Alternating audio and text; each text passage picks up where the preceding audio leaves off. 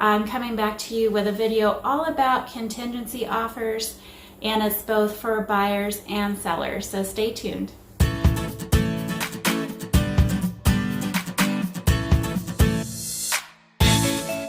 This video is really for both buyers and sellers. If you're a buyer, you're going to learn the correct way to present an offer to the seller, that's contingent, and the proper forms that realtors use. And then also, if you're the seller, you're going to learn the pros and cons of accepting a contingent offer and if it's really going to be the right kind of deal for you. First off, let's understand why contingency offers are so popular today.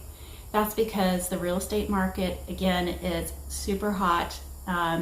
Properties are flying off the market in a couple days, and sellers know that they can take advantage of doing contingency because of the market. They can sell quickly where they're from. They can turn around and come to an area like our area in Branson where they can buy a home for retirement. Maybe it's a little less money than what their home is worth in another state.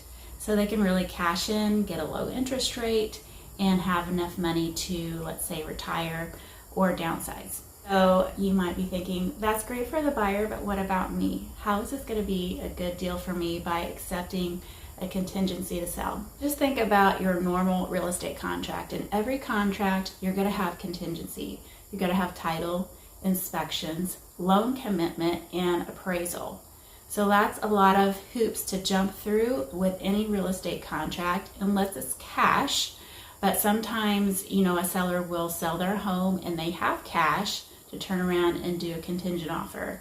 And that is really key, when dealing with contingency. If it's cash, it's a little more simple. But also, if they are well qualified to buy, you shouldn't have any trouble.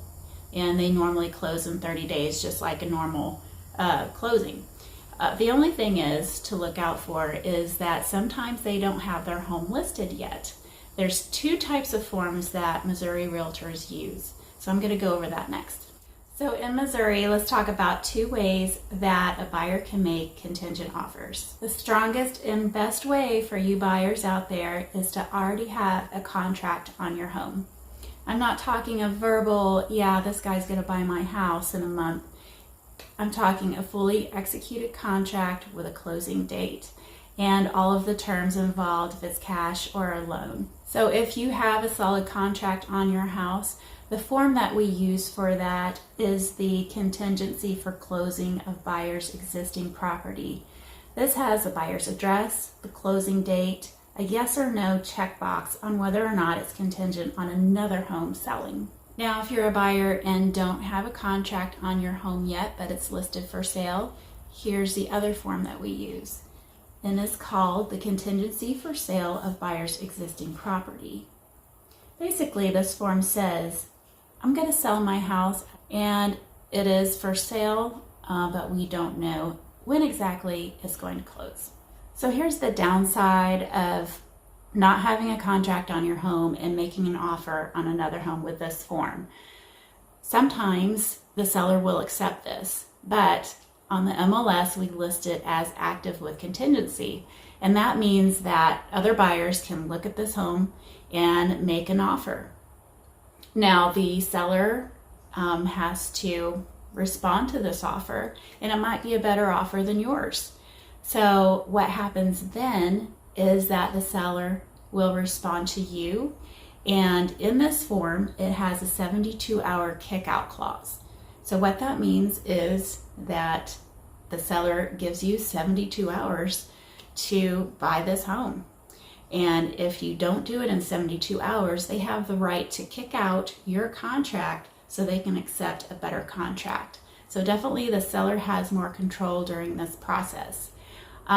There are other ways that you can purchase this home if you're not able to come up with the cash out of your sale. You can get a loan. You can borrow the money from a family member. You have the opportunity to do anything you can within that 72 hours to purchase the home, but usually it's pretty tough during that time frame. So that's really the risky part of making an offer with contingency, unless you have your home already under contract. So when you're using that other form, where you have your home under contract, you don't have that 72-hour clause in there. It's pretty solid. So that's a little bit of risk without having a contract on your house already. And I've seen buyers waste time not getting their home on the market quick enough in order to buy here.